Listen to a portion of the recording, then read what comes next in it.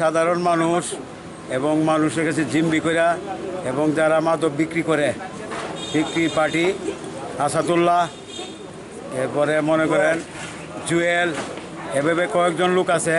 এবার আমার যে প্রশাসন বাইরা তারা ডাক দিলে, তারা বহুদিন আমরা ডাক দিলে কিতা ওই জুয়েলদার গাড়ি ডাক দিলে পরে পরে দেখা করুন।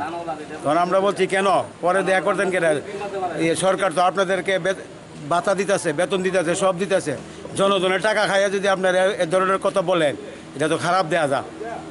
আমরা গতিতে চলি। তখন আমি বলছি যে গতিতে চললেন না, আমাদের